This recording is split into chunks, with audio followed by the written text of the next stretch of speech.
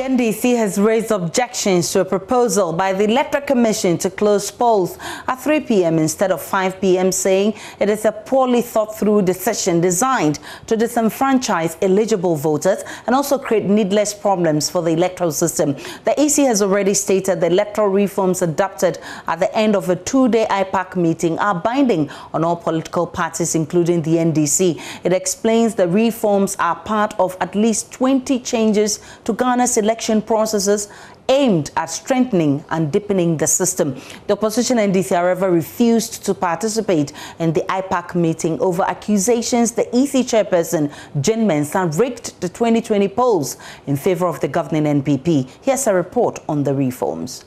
The parties present at the meeting agreed for the implementation of the continuous voter registration exercise to enable citizens who turned 18 years and those who had not previously registered to do so. However, the Commission is expected to set up a committee to deliberate on the implementation modalities for the continuous registration. The meeting also upheld the introduction of an all-year-round voter exhibition exercise through the use of an SMS short code. The political parties also concluded that a period for election campaign should be defined and must commence after the nominations are filed. That's not all. They also resolved to end polls at 3 p.m. instead of 5 p.m. and that a certified regional collated result should be announced by the chairperson to reduce tension and suspicion. The Electoral Commission, together with the parties, also agreed to affixing ballot boxes to tables in a bid to avoid ballot box snatching. Addressing a news conference Thursday on the back of the EC proposals, the NDC's Director of Elections, Elvis Efriankra, says the party is against many of the reforms, arguing that many of the parties that participated in the meeting did not have locus.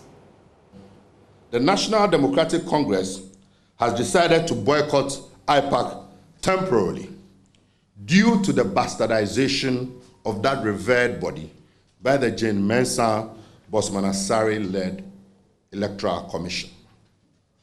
Ladies and gentlemen, the framers of the 1992 Constitution, in their wisdom, created the Electoral Commission as an independent institution to perform its constitutional functions without the control of any person or group of persons. Unfortunately, the Jane Mensah-led Electoral Commission has misinterpreted this independence to mean arrogance and non-accountability. On one hand, the EC says your decisions are binding. They are binding on the NDC. The NDC, the biggest opposition party, with 137 members of parliament and a speaker, your decisions are binding on us. In other words, he's telling us, take it or leave it. To hell with you. Is this not precisely what we are saying? It's a confirmation. It's a confirmation of precisely what we have been saying, that the attitude and posturing of the EC has been one of arrogance, disrespect, bias, open and complete bias. And that is why we've given you precedents, several precedents, to show that you go to meetings, you raise cogent issues. Once they've taken, don't forget that yesterday they came out, she did a press conference, right? Then today they came out with a communique. Tell me what was the difference between the press conference and the communique. So it was predetermined. This is what we want to do. And eventually this is what they will do. And we're saying that on the basis of that posturing, it becomes completely useless for us to participate in that arena. And so we're saying that our team, what we've presented are just preliminary proposals. They are working on comprehensive proposals, and we are going to engage the Ghanaian public, because the EC, you see, there's a very perverse interpretation of independence which the EC must cure itself of. He outlined reforms he says the EC should adapt to guide the effective conduct of subsequent elections in the country. How to have the entry point of data done only at constituency collation centers, will introduce another set of opportunities for rigging and manipulation of the elections through hacking and other means.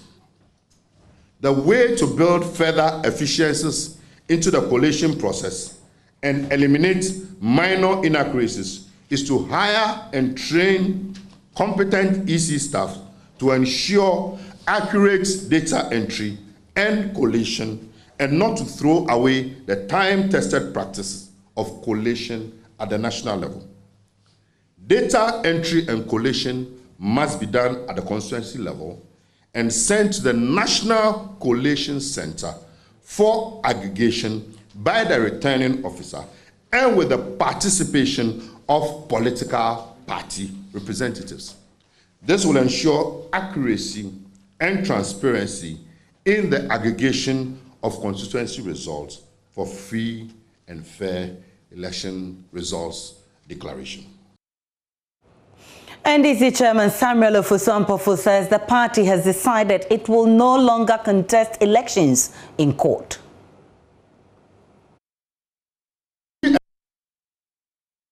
NDC are taking 2024 very seriously and will not leave any stone unturned in ensuring that the level playing field is provided to ensure that we have free, fair election, which outcome will be accepted by everybody. Again, let me also say that this is the last time that we are going to court. We will settle matters of the election at the polling stations, the polling stations and the collation centers. And ladies and gentlemen, let me say that I have participated in elections since 1992 to 2020. It is only in the 2020 elections that military people invaded collation centers. It has never happened. The Electoral Commissioner herself has militarized the Electoral Commission headquarters. Today, it is like a war zone. When we are going, we have gone to IPAC meeting. Now, when we are going to IPAC meeting, military people fully armed with AK-47 are all over the place. So, you turn around to say that the security of the election is not in your hands. Meanwhile, you have militarized your own office. And by extension, approve the dispatch of military people to go to collation centers and disrupt processes. That is why we are in court in Techiman. And let me end by saying that if G. Mensah wants to pride herself that she has organized the best of elections, then I want to remind her that this is the first election that has been conducted, and over 16 constituency parliamentary elections are in court for litigation. This is food for thought for you. Director of Electoral Services at the EC, Dr. Sribo Kweku, however, has been justifying the reform, saying the absence of the NDC does not jeopardize their adoption. Once decisions are made, it is a decision of the party. It doesn't have reflective effect on who was there, who wasn't there. Once it is the decision of our party, whoever, but that myself is still, So it's binding on all parties, including the NDC? Yes, we cannot say that I wasn't part because it's an APAC decision. But we are still discussing and the rest. So it shouldn't change. But the most important thing is that anybody who follows whatever we are proposing, we know that it's not for the benefit, to advantage of any political party.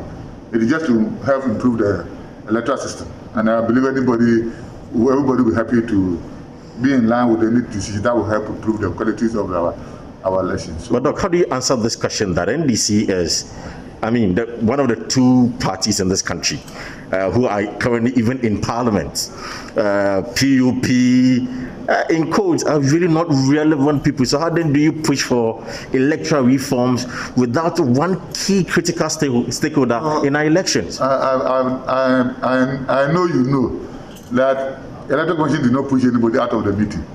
We invited everybody. And once we invited everybody, we don't know the reason why they couldn't come. But we should still move on and come out with the proposals. At the right time, they will join and we'll move on. Don't you think you should have engaged them as part of this reform? Because they're very critical in our elections. But what engagement you think of again, apart from inviting them to a meeting? So if we invite you, and maybe some reason you couldn't come, it's not one day off activity.